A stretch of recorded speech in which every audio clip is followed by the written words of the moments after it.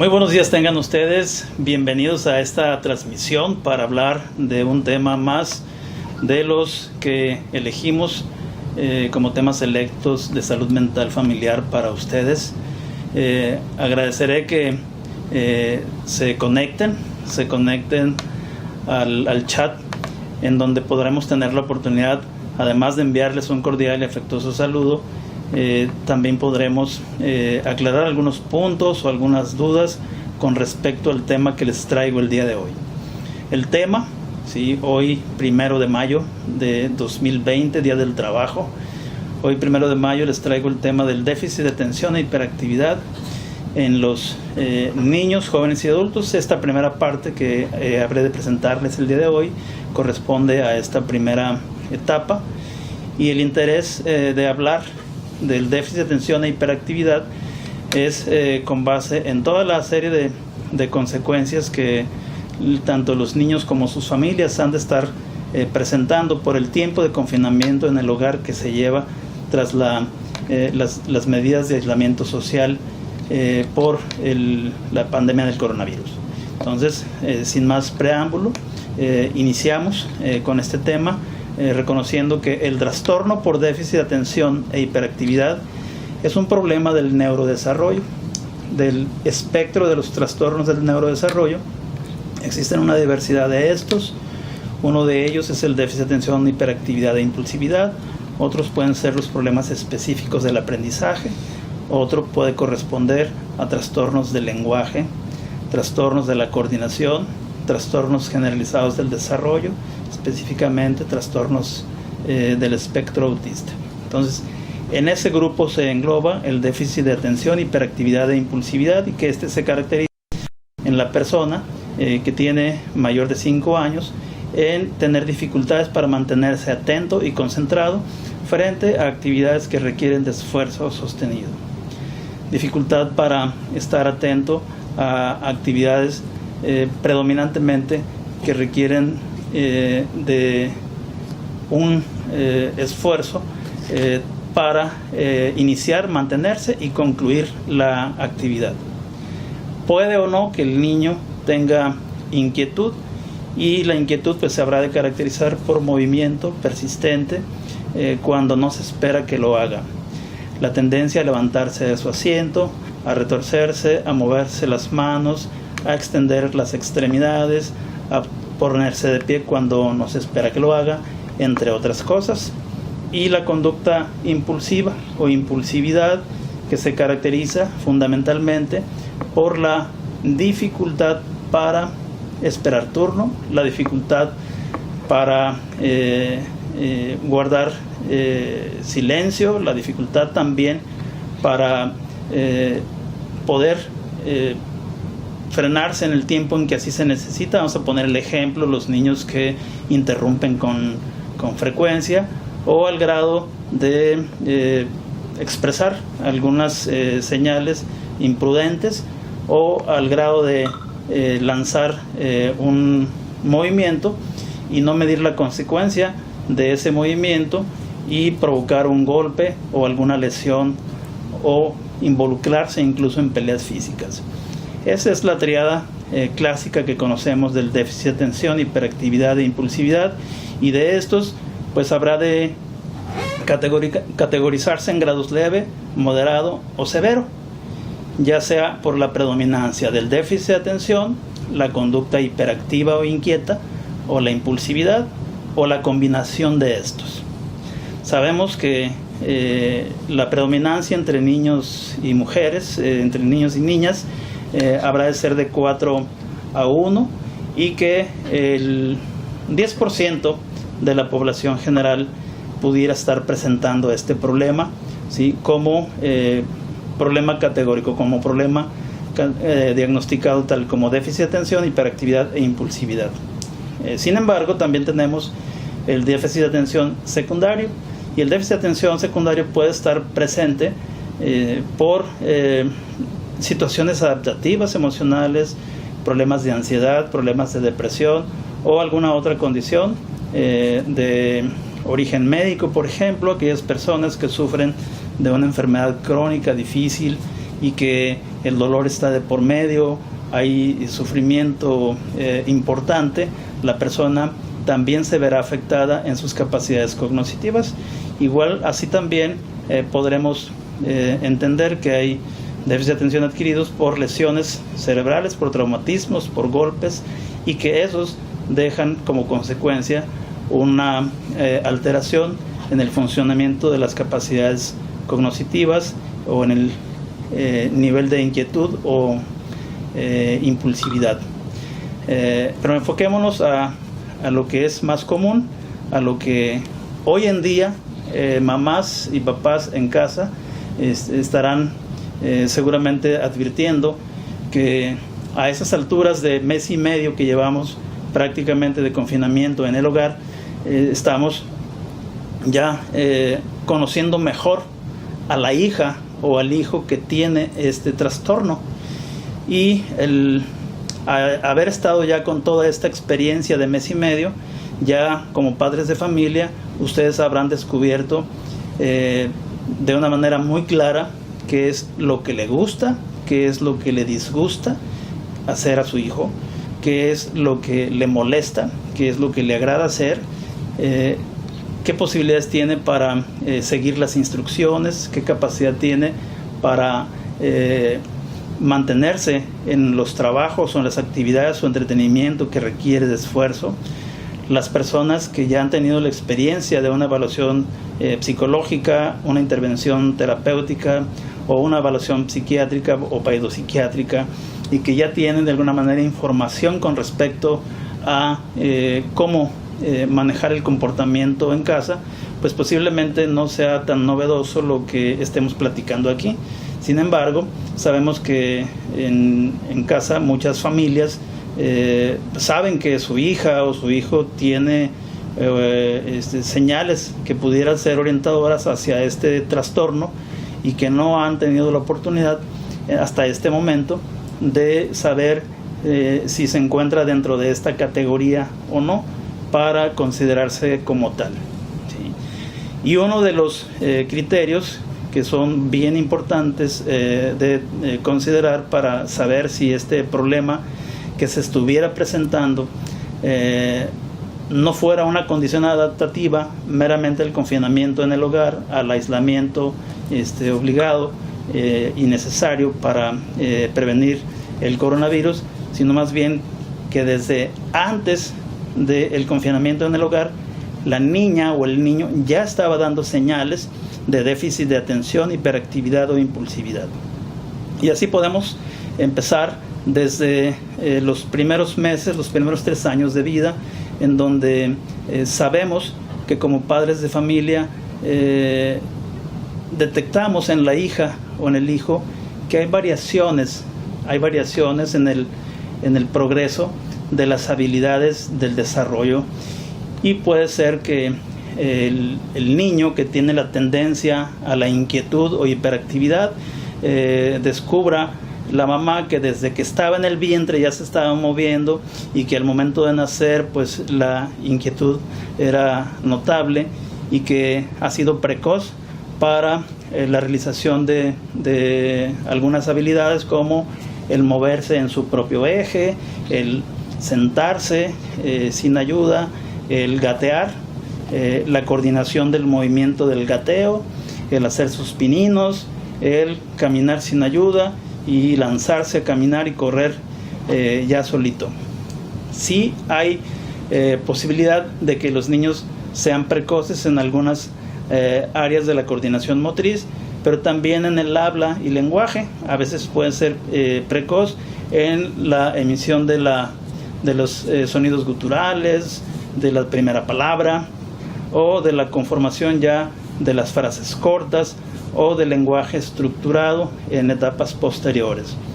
Y además de tener posibilidad de anticiparse en algunas habilidades del desarrollo, puede ser que otros niños se expresen con lentitud para desarrollar esas habilidades, y podemos detectar fácilmente aquel niño que no desarrolló la habilidad para sentarse, gateó con dificultad, no coordinó el movimiento del gateo, hubo dificultad para autorregular el llanto. Puede ser que se describa un niño con llanto persistente, con llanto que difícilmente puede tener un momento de paso de tranquilidad. Son aquellos niños que se caracterizan por tener ese problema tan persistente al grado de no poder dormir en las noches, y ese es un signo muy importante que tomar en cuenta, puesto que un niño al momento de nacer pues tiene un número muy importante de horas de sueño continuo y despertares frecuentes para alimentarse, y lo mismo a lo largo del día. Sin embargo, hay otras variaciones en los niños que tienen déficit de atención, o la predisposición, o que van por ese rumbo, a que el niño pues no se le ha sabido que tenga un sueño corridito a lo largo de la noche, cuando los 4, 5, 6 meses se espera que duerma la noche corridita, ¿sí? Y resulta que el niño tiene despertares frecuentes y el llanto persistente y la dificultad para consolarlo, y que a veces se prolonga. A los 2, 3 años todavía siguen los berrinches y las dificultades para autocontrolar esta señal.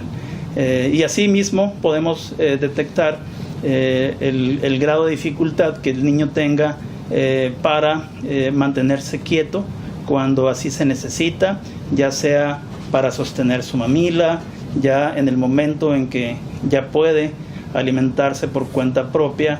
El niño difícilmente tolera el tiempo de permanencia sentado en la periquera para alimentarse, o en el comedor en el tiempo en que así se espera, y puede ser que haga un batidero de alimento, o también puede ser que el niño difícilmente pueda coordinar el movimiento para llevarse la cucharada a la boca, ¿sí? Y de ahí la necesidad de los padres a tener que darle el alimento en la boca así de grande, y puede ser que llegue a edades mayores en donde no se espera que eso suceda, y que todavía a los 4 y 5 años la mamá o el papá estén insistiendo en alimentar al bebé. Pues son señales que pudieran o no estar presentes con el déficit de atención, hiperactividad e impulsividad. Cuando sabemos que nuestra hija o hijo tiene un problema de esta naturaleza, ¿sí?, el problema no va solo, el problema no está solo. El problema puede estar acompañado por algo que le llamamos conducta oposicionista desafiante. ¿Qué quiere decir esto? Pues que el niño se opone a cumplir o a realizar, ¿sí?, la instrucción que el papá o la mamá o la persona, en este caso en la escuela, le ha dado para que la realice. Y el oponerse implica desafiar, provocar o incluso dar señales gestuales o verbales de no querer cumplir porque no se le antoja o porque no quiere, ¿sí? Y eso provoca enfado, provoca enojo, provoca frustración en los padres de familia, y esto a veces se detecta de etapas tan tempranas como poder decir, antes de los 3 años el niño ya trae bailando a los padres, como decimos popularmente, y el niño incluso empieza a desarrollar la habilidad para demostrar ser más inteligente que los padres, toda vez que a partir de expresada una señal, el papá o la mamá a veces se aterran por la reacción intensa de llanto o de berrinche que la hija o el hijo pudiera presentar tras no querer cumplir con lo que necesita. ¿Qué quiere decir esto? Bueno, pues que la criatura está aprendiendo a cómo conseguir las cosas que quiere, y también está observando con mucho detalle cómo, tras su respuesta o tras su negativa de colaborar con lo que se le pide, está midiendo y está observando cuál es la reacción de los demás, que habrá de conseguir pues ganancias, como decimos, va a conseguir beneficios de tal forma que al rato pues va a repetir el patrón, y así consecutivamente, si los padres de familia tienen la dificultad para establecer el control de ese comportamiento desafiante desde etapas tan tempranas como antes de los 3 años de edad, pues imagínense ustedes cómo ha de estar expresándose la conducta de desafío cuando la hija o el hijo tiene 14, 16 años o cuando ya es más grande. Eso es muy complicado, eso es muy difícil porque los lleva por un rumbo muy desfavorable cuando esto no tiene un control eficiente en la edad en que así se necesita, ¿sí? Y por eso el interés de estar hablando con ustedes. Recordarles que quienes estén conectando en este momento, estoy hablando del trastorno por déficit de atención en los tiempos de confinamiento.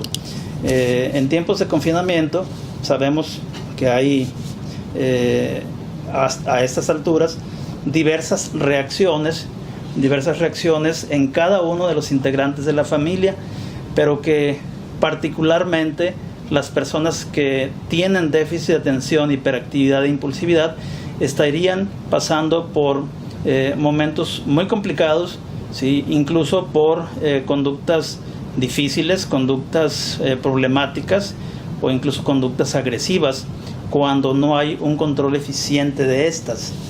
Y el objetivo de plantear con ustedes este tema es para saber qué más podemos hacer para ayudar a nuestros hijos que ahorita están en casa y que requieren del apoyo, de la comprensión y de la posibilidad de que los propios padres de familia en casa pudieran hacer algo para mitigar cualquier sufrimiento que haya en torno a las señales emocionales, las señales actitudinales o el comportamiento inquieto, ¿sí? El riesgo de presentar accidentes en el hogar o el maltrato, ¿sí? El maltrato pudiera decirles que es el riesgo mayor que pudiera estar ocurriendo en el seno familiar, en la privacidad, en la confidencialidad de cada uno de los hogares. Pues cada grupo familiar habrá de tener el propio monitoreo de cómo están ocurriendo las cosas y si se está presentando o no, ¿sí?, una experiencia de maltrato. Y el maltrato puede ser el maltrato verbal, ¿sí?, el maltrato verbal con una experiencia muy desagradable de tipo psicológico, o bien el maltrato físico, ¿sí?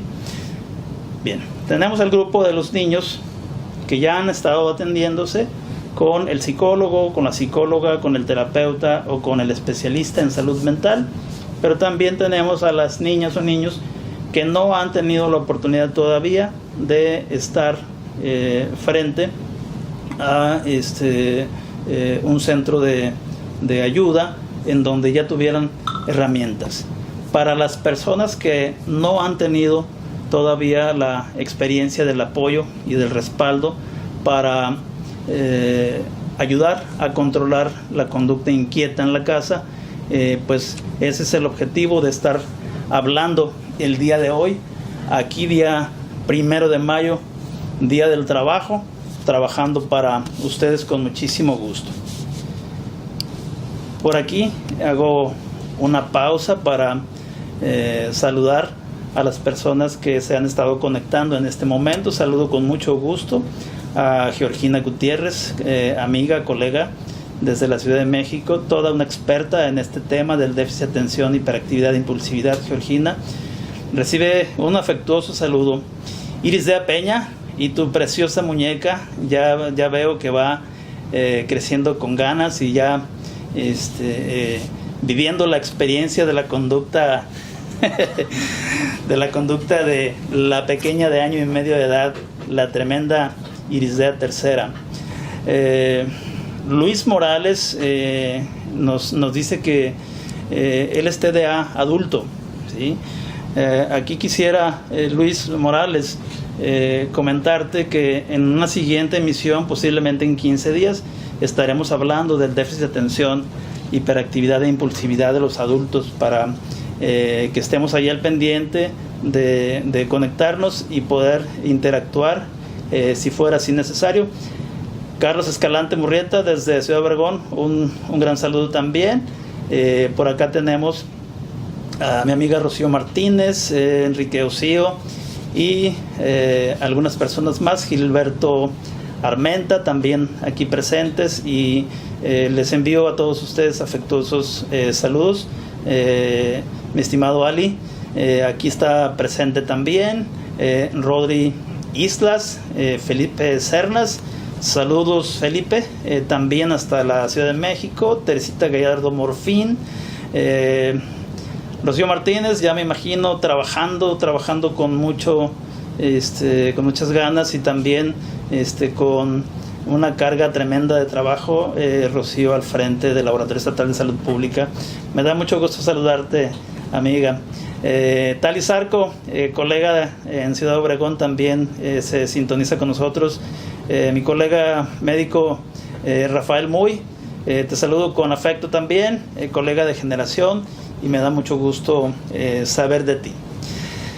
Aquí nos pregunta Gilberto que si el TDA es hereditario. Sí, hay factores hereditarios que considerar en el déficit de atención, hiperactividad e impulsividad.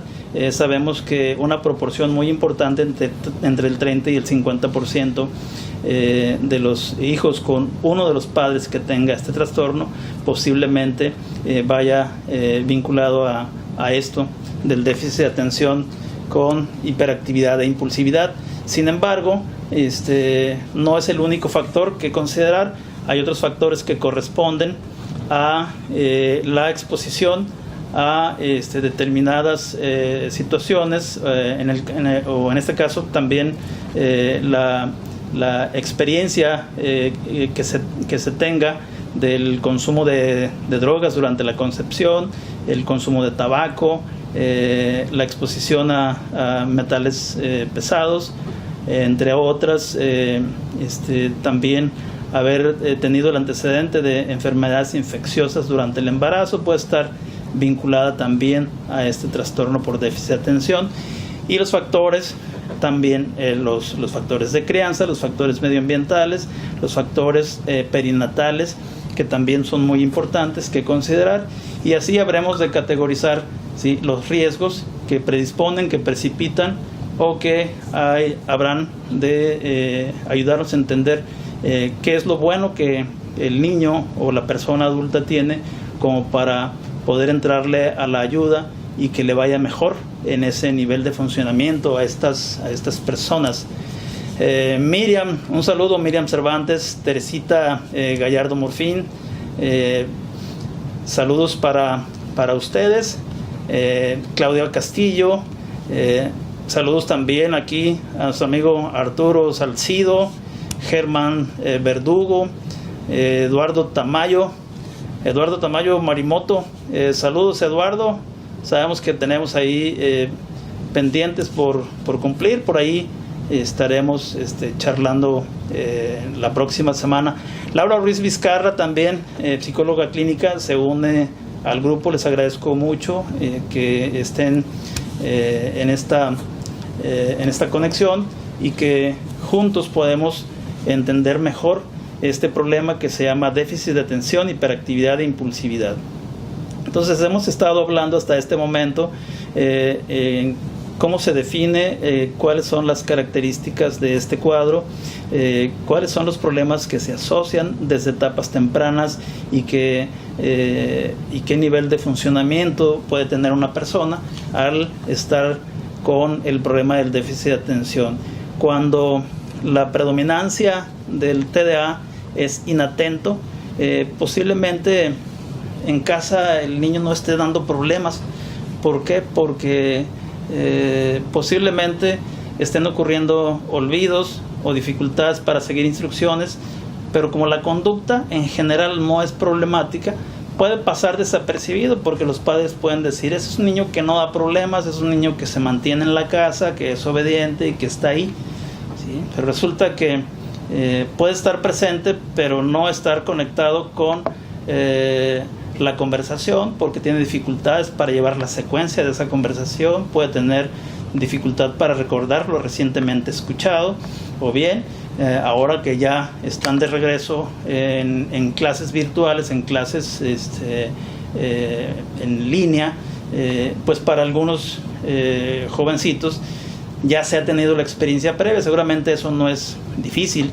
Lo difícil, pienso yo, que pudiera ser para aquellos niños que por primera vez se están conectando en línea para recibir clases.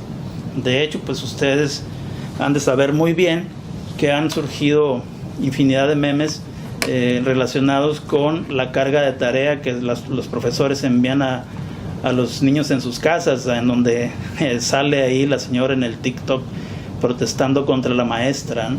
Entonces, algo que debemos conocer como padres de familia es que si bien hay para los padres una carga de trabajo que puede prolongarse en función de varias razones. Un niño en casa tiene una diversidad de distractores que posiblemente, si el trabajo para realizar en casa se diseñó para cumplirlo en 3 horas, posiblemente se eternice por todo el día y o alcance las horas de la noche y ahí estén con la dificultad para dar cumplimiento. En casa es medio difícil por estos distractores, por el resto de los integrantes en la casa que están haciendo actividades completamente distintas, porque está la posibilidad de levantarse de su asiento, ir al baño, ocuparse de alguna otra actividad ajena y la mamá insistiendo en regresarlo para que cumpla con el ejercicio, entre muchísimas otras cosas. Pues el escenario no es el que idealmente se tiene en la escuela, en donde el objetivo es permanecer en el salón de clases determinado número de horas, y que a partir de ese esquema de trabajo los niños tienen mayor posibilidad de cumplimiento, y no es porque las maestras propiamente se les esté pasando la mano, ¿sí? Es importante señalarlo porque he leído una diversidad de protestas que están por ahí, incluso, como les digo, en tono de cotorreo en las redes sociales. Pero bueno, sabemos que puede ser difícil el cumplimiento de trabajos y tareas, pero habrá de ser más fácil a partir del tiempo en que como padres de familia estamos haciendo cosas para que nuestros hijos se adopten a las rutinas que ustedes ya han de tener diseñados en casa.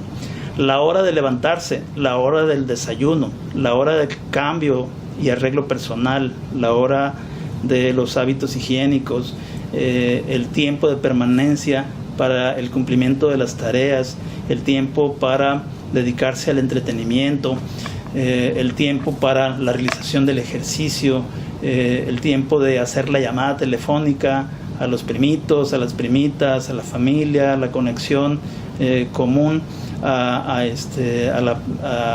una red social para ver videos, o el acuerdo común familiar para sentarse todos a ver una película de interés, entre muchísimas otras cosas. El cumplimiento de la agenda del día, de las actividades de ustedes como papás, ¿sí? Habrá de ser de enorme ayuda para que esta niña o este niño que tiene déficit de atención, hiperactividad e impulsividad tenga mayor posibilidad de cumplir con lo esencial, con lo importante que por ahorita pues ya están siendo los temas de la escuela. Sin embargo, hay algunos pequeños que no tan fácil pueden dar cumplimiento, y es cuando brotan las protestas. La protesta, ¿sí?, de no querer cumplir con el trabajo y tampoco someterse al orden o a las disciplinas, ¿sí? Ya, como decía hace un momento, a estas alturas de mes y medio de tener una convivencia directa con los hijos las 24 horas del día, sabemos como padres que un hijo con déficit de atención, hiperactividad e impulsividad tiene selectividad para una actividad, y puede ser que se entretenga y puede ser que esté altamente atento y concentrado y no se mueva, pero concluye esa actividad y hay otra actividad completamente distinta que no es de su gusto o que no es de su agrado, pues habrá rechazo, habrá desinterés, no habrá motivación suficiente. Y si es algo que es obligatorio realizar, como el cumplimiento de los deberes en el hogar, pues posiblemente ahí haya reacciones de protesta, y las reacciones de protesta pueden ser tan intensas que a veces como padres de familia nos preguntamos, ¿y aquí cómo le hacemos? Bueno, el primer paso que hay que dar frente a un escenario de esa naturaleza como padres de familia es quién soy como papá y cómo estoy reaccionando frente a esas dificultades que el niño está manifestando. Si es un tono reactivo, contestón, es en un tono elevado, ¿sí? Y además con indicios de desafío o de provocación, ¿sí? Veremos como padres de familia cómo estamos reaccionando frente a esa señal en los hijos. ¿Por qué? Porque si nos vamos un poquito a la historia temprana del desarrollo de estas criaturas, ¿sí? Habremos de saber cómo estuvimos maniobrando para que la niña o el niño, ¿sí? Pudiera controlar su llanto. Si como padres de familia fuimos eficientes para lograr conseguir que la niña o el niño pudiera reconfortarse y tranquilizarse y no manifestar el llanto para obtener alguna necesidad, pues ya pudiera ser un punto favorable. Pero también sabemos que hay señales fisiológicas, que todos los niños y todos los seres humanos las tenemos, y que a esas edades tempranas pueden ser motivo, ¿sí? de enormes dificultades y que se manifiestan solamente con llanto. Y el llanto puede ser por hambre, llanto porque está mojado el pañal, o porque la temperatura ambiental no le acomoda, o porque el ruido, ¿sí? o el ambiente, ¿sí? está demasiado sobreestimulado y no apropiado para la edad y nivel de desarrollo del niño. Entonces, un niño sobreestimulado va a ser un niño que va a estar despierto, y además de estar despierto, pues tener mayor propensión al humor irritable, ¿sí? Entonces, frente a una necesidad como esta, quienes nos están escuchando y quienes nos pueden entender un poquito más con respecto a lo que necesitamos hacer frente a los bebés que están en una condición difícil y que todavía no sabemos si va a tener o no TDA, lo que sí hay que saber hacer es 3 cosas frente a los menores de 3 años, ¿sí? Es retirar, detener o impedir, ¿sí? Vamos a retirar, ¿sí? lo que sea necesario. Vamos a detener la conducta problemática o la conducta difícil, y vamos a impedir que el niño realice algo que lo someta a algún riesgo, ¿sí? Si el niño está expuesto a que está a punto de caer, o está a punto de golpearse, o está a punto de lanzar un objeto, ¿sí? Vamos a detenerlo, vamos a impedir que haga la conducta, y no necesitamos emitir ninguna explicación, ¿sí? Si habrá que dar alguna explicación, habrá de ser con las palabras que el niño logre entender, y tiene que ser una frase breve, tiene que ser directa y estableciendo contacto visual para poder que observemos algún resultado. Pero a veces eso no lo tomamos en cuenta, porque como padres de familia no consideramos que a veces le exigimos al niño que desarrolle autocontrol cuando todavía no le hemos enseñado cómo él puede aprender a realizarlo. Si esto sabemos que pudiera presentarse, el primer paso como padres de familia es que ustedes tienen que aprender, ¿sí? cómo ayudarle bien a un hijo o a una hija a retirar, a detener o a impedir que realice una actividad que lo lleve por el rumbo, ¿sí? de una conducta desorganizada, de una conducta difícil, de un llanto o de un berrinche abierto, y que éste pueda prolongarse y entorpecer la dinámica o la tranquilidad familiar que pudiera estar imperando por ahí. Entonces, muy importante considerar que la intervención que haremos con los bebés menores de 3 años se distingue muchísimo de las intervenciones que habremos de realizar con niños mayores de 4 o 5 años de edad, en donde el nivel de desarrollo, el nivel de comprensión sobre las causas, efectos de lo que hacen y de lo que los padres dicen o hacen también, habrá de ser más entendible, habrá de ser más fácil que la criatura pudiera asimilar. Es decir, las técnicas de intervención suelen ser distintas, ¿sí? Pero bueno, ¿qué es lo que habitualmente escuchamos en casa? Pues es una de alegatos, ¿sí? Y los alegatos es entre el esposo y la esposa, entre los papás de esta criatura, ¿sí? Uno que está en posibilidad de decir, pues que llore, ya se va a calmar, o puede ser que la contraparte diga no, ¿sí? Tiene que controlarse en este momento. Entonces, cuando un bebé o un niño observa a sus padres que están en desacuerdos por el modo en que está reaccionando frente a una situación, el niño inteligentemente está incorporando que algo está obteniendo gracias a esa conducta difícil o a ese berrinche, ¿sí? Y ese niño habrá de aprender en otros momentos de la vida, ¿sí?, que tras aplicar una maniobra de esa naturaleza puede conseguir algo, ¿sí? Es muy probable que frente a la conducta inquieta, y que de esta conducta inquieta deriva el llamado de atención, y si no obedece, no sigue la instrucción de la quietud que se necesita, el niño viene y se enoja y la mamá responde con un grito o llanto. El niño puede ser que se asuste y frente al susto el niño se tranquilice, y puede ser el propicio momento en que le diga a la contraparte: ¿ves? Hay que gritarle para que se tranquilice, y yo lo consigo de esa manera, ¿sí? Pudiera ser que el grito, ¿sí?, de desespero llegue al grado de provocar temor o miedo en el niño, al grado de que se calme, y se va a calmar por un ratito, pero al rato va a estar inquieto de nuevo, ¿sí?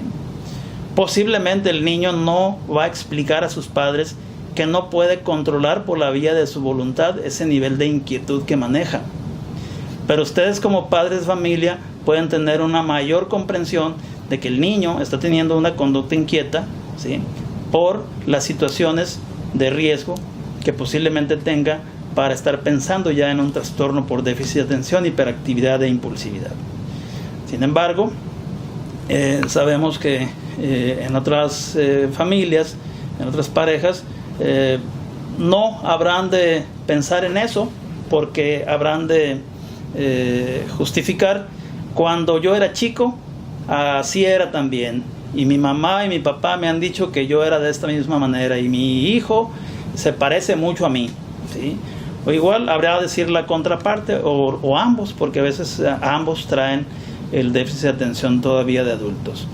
Pero no es una justificación. Yo pienso que lo que se necesita, y hoy en día más cuando se tiene una diversidad de opciones de ayuda, de orientación sobre el control del comportamiento del niño en la casa y en la escuela, pues darse la oportunidad para que puedan salir adelante sin que haya dificultades mayores al grado de pues exponer al niño, sobre todo a eventos de maltrato, como decíamos hace ratito, ¿sí?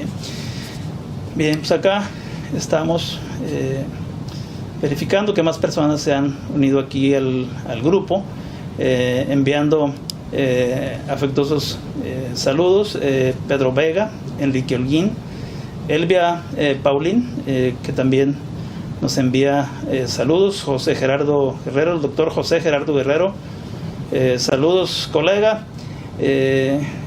José Luis Olea, mi colega Violeta Moreno, paidopsiquiatra amiga, recibe un afectuoso saludo hasta Culiacán, Sinaloa, Espero que tú puedas hacer lo propio allá en Culiacán. Hay enormes necesidades en todo Sinaloa, porque tú eres la única psiquiatra y además eres una colega brillante y estás ahorita pues al frente de la población psiquiátrica infantil, y pues tienes una enorme responsabilidad, Violeta. Te mando un afectuoso saludo. Argentina Galindo desde Boston, Massachusetts, creo que andas por allá, Argentina. Yo te mando saludos. Melissa, José María, Jesús David, Daniela López, un saludo, Daniela, saludos a tu papi. Claudia Armenta, amiga, recibe un cordial y afectuoso saludo. Kitsia, Norma Ochoa, amiga Silvia Becerril, ¿cuántos años que no te veo, Silvia? Recibe un cordial saludo hasta la Ciudad de México. Mireya Tapia, sé que es uno de tus temas. Quiero decirles que Mireya en Ciudad Obregón ha sido una mujer luchadora que, así como las mujeres derribando muros aquí en Hermosillo, Sonora, se constituyeron como grupo de ayuda mutua para madres y padres de hijos con déficit de atención, hiperactividad e impulsividad. Mireya también ha hecho lo propio allá en Ciudad Obregón. Ha resultado algo difícil. Sin embargo, ella pues ha tenido la posibilidad de estarse informando y estar capacitándose para también constituir grupos de ayuda mutua. También tengo aquí a Cristerna María, te mando un afectuoso saludo. Melissa, Anet y algunas personas más. Bien, todavía nos falta ¿qué tiempo? Nos falta un breve tiempo nada más para mencionar que el déficit de atención, hiperactividad e impulsividad en sus grados leves a moderados, ¿sí? Pudiera ser que tras el entrenamiento del comportamiento a padres y tras la evaluación y la categorización en ese grado de severidad, puede ser que las intervenciones psicosociales sean de enorme ayuda. Pero a partir del tiempo en que el funcionamiento global, relacional, el funcionamiento interno dentro de la familia, así como también el desempeño en la vida escolar o en el entretenimiento y el juego, pueden ser determinantes como para saber si el niño habrá de requerir atención más especializada. ¿Por qué? Porque los casos graves, de esos no tenemos duda, y mucha gente se atreve también a hacer diagnósticos sin ser expertos en esto, y podría ser que sí lleguen hasta ese punto. Pero yo debo decirles que hacer el diagnóstico de déficit de atención, hiperactividad e impulsividad requiere de muchísimo conocimiento sobre el desarrollo normal. Se requiere de bastante conocimiento sobre el desarrollo de la psicopatología. También se necesita conocer la destreza o la habilidad para evaluar a los niños en las diferentes edades, incluso a lo largo de la vida, porque los que somos psiquiatras infantiles, pues también somos psiquiatras de adultos y tenemos la posibilidad de poder conocer el fenómeno del déficit de atención a lo largo de la vida. Comento esto porque para algunas personas suele ser muy sencillo que saquen una copia de un checklist de el n número de criterios diagnósticos para considerar el déficit de atención, la hiperactividad e impulsividad, y decir, esta persona tiene esto, ¿no? Pues es que si se la aplico a un autista, pues va a tener lo mismo, y si se lo aplico a un niño deprimido, pues también va a calificar de la misma manera, y si se lo aplico a una persona que está debutando con una esquizofrenia de inicio temprano, pues también va a tener las mismas dificultades. Vean ustedes que no es tan sencillo entrarle a hacer el diagnóstico a la ligera. Hay que tomar en cuenta que este es un problema del neurodesarrollo, y que requiere de una evaluación sistemática, de una evaluación por personas que se dedican a esto. ¿Para qué? para que se tengan todas las herramientas, todos los recursos de los que se dispone para ayudar al niño, a la niña o a la persona que está en esta condición a recuperar o desarrollar, si no es que lo ha tenido previamente, a desarrollar habilidades cognitivas, ¿sí? Capacidad para planeación, para organización, la memoria de trabajo, la capacidad para iniciar, mantener y concluir una actividad es bien importante. Saber que la persona que está en una condición como esta y que la predominancia del déficit de atención puede estar coexistiendo con un fenómeno ansioso, la persona con TDA y con ansiedad asociada, pues habrá de requerir de otros apoyos adicionales. Pero sabemos que el TDA no está solo con la ansiedad y con la conducta oposicionista desafiante, como mencionaba hace ratito.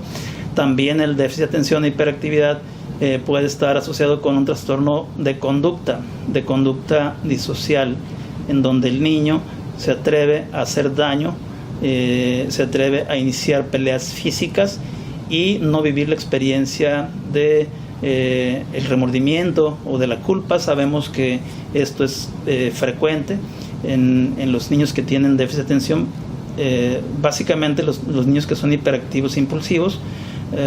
Pero volviendo al tema de los inatentos, frecuentemente se asocia más la dificultad en el aprendizaje en las niñas, que es lo más común, que en los varones, pero también los varoncitos pudieran estar en una dificultad como esta. ¿Qué otros problemas pudieran estar asociados al déficit de atención, hiperactividad e impulsividad? Pues sabemos que pudieran estar presentes los tics motores o los tics vocales, o la combinación de ambos.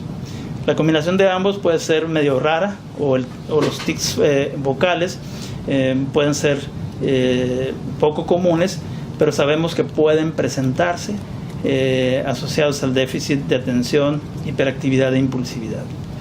¿Qué otros problemas sabemos que pudieran estar concurrentes con el déficit de atención? Pues el trastorno bipolar. Sabemos que es muy difícil hacer el diagnóstico de trastorno bipolar en la infancia, pero este está presente. También el hecho de pensar que un niño pudiera estar en una condición como esa, pues aquí no hay ninguna duda, hay que llevarlo al especialista para que evalúe con el equipo multidisciplinario que tiene conformado para emprender los apoyos que así se necesiten, tanto las intervenciones médicas como las intervenciones psicosociales. Y así podemos identificar muchísimos otros fenómenos asociados, pero haré referencia al que comúnmente se presenta en la casa y en la escuela, que es la exposición a eventos de maltrato. Un niño con déficit de atención inatento, pues será el niño que se habrá de distinguir con el resto del grupo por esa característica, porque se dispersa, es un niño despistado, es un niño posiblemente retraído, es un niño que posiblemente participa poco en actividades deportivas y su conducta tiende a ser más solitario que social, a diferencia de los niños hiperactivos impulsivos, que son más sociables y que son más participativos con el grupo. Sin embargo, también los hiperactivos impulsivos habrán de exponerse a experiencias de maltrato como el inatento, y las experiencias pueden ser de diverso tipo: la conducta intimidatoria, la conducta burlona, el bullying que todo el mundo conocemos, puede ser que se exprese contra estas criaturas que tienen esta condición de déficit de atención. Entonces, las condiciones suelen ser más adversas, más difíciles, cuando como padres de familia no conocemos que estos eventos pudieran estar ocurriendo en la escuela, porque tan solo con saber que un niño de 6 años ya tiene plena advertencia de lo que le está sucediendo y ya empieza a manifestar la vergüenza, es posible que un niño calle lo que está sucediendo, porque el intimidador tiene esa característica, ¿sí?, de amenazar si es que el niño habla frente a otras personas sobre lo que le está sucediendo. Entonces, bien, pudiéramos tener en casa a una criatura que está expuesta a diversos tipos de maltrato y tenemos que conocer que se pudiera estar presentando esa posibilidad. Y así algún otro tipo de maltrato ya más abierto y no tanto de los encubiertos como este, que son las peleas físicas, o bien el rechazo o la exclusión social, que esto pues es muy doloroso para los propios niños, pero también muy doloroso para los padres de familia, porque en las propias actividades escolares, en los trabajos en equipo, para empezar, son niños excluidos, son niños que no son tomados en cuenta lo suficiente, y también en los tiempos libres de recreo, pues es obvio cómo les va, ¿sí? Les va mal, les va terriblemente mal, y si no tenemos el tiempo suficiente, quienes están en la escuela como adultos supervisando la conducta de los niños, obviamente que habrá de persistir el riesgo de que una niña o un niño esté expuesto al maltrato. Pero si llegado a casa, ¿sí?, tiene hermanos mayores y este niño que se siente en desventaja con respecto a las habilidades sociales para responder, para protestar, para exigir o para escabullirse o maniobrar frente al resto de sus hermanos, puede ser que también dentro de la casa sea víctima de bullying, o también por los propios padres, ¿sí? ¿Por qué? Porque como padres de familia también cometemos frecuentemente el error de estar comparando a un hijo contra otro sobre el desarrollo de las destrezas o de las capacidades, generando con ello pues una afectación tremenda de la autoestima. Y con la afectación de la estima pues aparece otro problema muy serio, muy grave, que es la depresión. Entonces es frecuente que la depresión pudiera estar enmascarada con síntomas conductuales y pocos síntomas emocionales. Los síntomas emocionales que más comúnmente se manifiestan en la infancia suele ser el humor irritable y no tanto la tristeza, que aparece más en la adolescencia. Es el humor irritable, la dificultad para disfrutar de sus juegos, de sus actividades o del cumplimiento de trabajos y tareas escolares, o bien la dificultad con sus hábitos de vida cotidiana, como por ejemplo cambios en los hábitos alimentarios, cambios en los hábitos de sueño, y que eso esté por ahí presente y que no estemos advirtiendo de que posiblemente este niño o esta niña también tenga un fenómeno depresivo agregado al TDAH. Bien, pues es largo el tema, es algo extenso. Sabemos que las intervenciones como padres de familia necesitan ser oportunas, necesitan ser eficaces para evitar cualquier consecuencia lógica de las que ya hemos comentado aquí. Lo que puedo decir antes de concluir, señores padres de familia, es que tenemos a una hija o a un hijo que tiene características específicas que sí se distinguen de los demás, pero que posiblemente, sí, el tener mayor comprensión de la situación que le pasa, habremos de organizar el espacio físico, las horas y los tiempos para que la hija o el hijo puedan dar mayor cumplimiento, ¿sí?, a las exigencias, a las tareas que requieren de mayor esfuerzo, que no son de su gusto o que no ha desarrollado todavía la habilidad suficiente. Si esto es así, basta con sentarse a la hora del cumplimiento de la tarea para que por el auxilio de los propios padres sea de ayuda para que la niña o el niño se mantenga más atento y tenga mayor posibilidad de cumplimiento en el corto plazo, que cuando está solo y que por la vía de su esfuerzo se distrae con mucha facilidad o todavía no tiene incorporado el conocimiento de esa habilidad escolar que tiene por pendiente de resolver.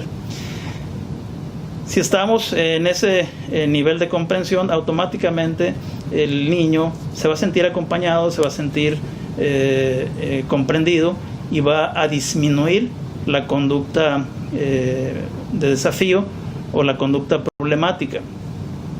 si frente a la conducta de desafío nosotros como padres nos enganchamos, ¿sí?, a las provocaciones del menor y estamos cayendo en el mismo nivel en el que él se encuentra, el hijo difícilmente va a modificar la conducta. Pero a partir del momento en que nosotros como adultos y como personas maduras tenemos la capacidad de controlar la emoción frente al hijo que está manifestándose de esa manera, habrá mayor posibilidad de éxito, ¿sí? Sabemos que la conducta incitadora y provocadora, ¿sí?, que se llama conducta desafiante en los menores, ¿sí?, habría, ¿sí?, de estar persistente a partir del tiempo en que el niño sigue obteniendo lo que desea. Pero a partir del momento en que los padres cambian la jugada, como decíamos, y empiezan a descubrir que hay alternativas para hacerle frente a esa necesidad, ¿sí?, y se establecen condiciones, y las condiciones pueden ser prácticas, breves, directas y fáciles de cumplir para poder dar cuenta que el niño tiene posibilidad de cambiar, ¿sí?, y de disminuir o de modificar la tendencia que lleva a la conducta burlona o a la conducta incitadora de enojo en sus padres.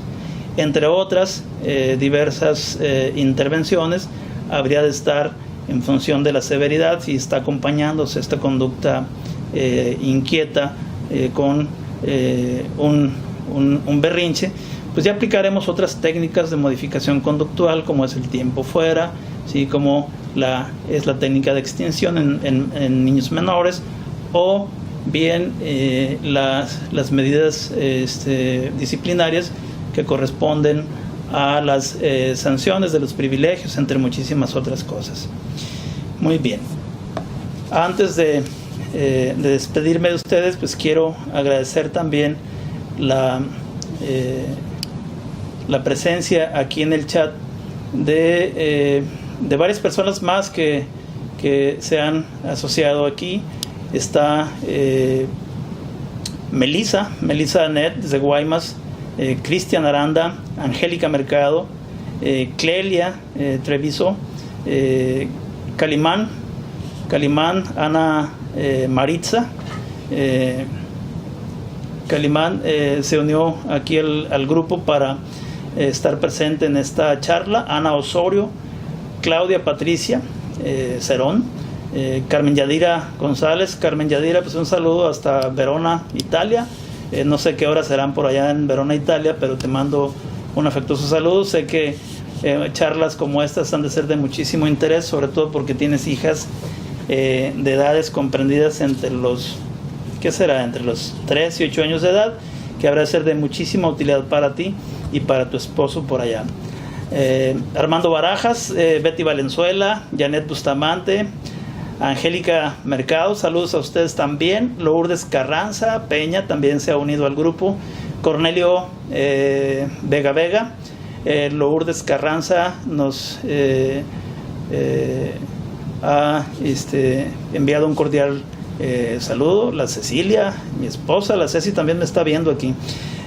Angélica Mercado, Gabriel Sánchez, les envío a todos ustedes un gran saludo, en espera de que la charla que he tenido con ustedes el día de hoy sea de ayuda para entender mejor la conducta inquieta, la conducta hiperactiva, la conducta impulsiva o la dificultad para estar atento y concentrado en los niños en tiempo de confinamiento por el coronavirus, que suele ser 1, ¿sí?, el empeoramiento del cuadro; 2, la condición adaptativa por el mes y medio que llevamos ya en confinamiento; y 3, para aquellos niños o personas que no han tenido la oportunidad de acercarse a los apoyos o a las ayudas para recuperar un nivel de funcionamiento que le permita sentirse satisfecho y estar a gusto consigo mismo y en su vida social, relacional, familiar.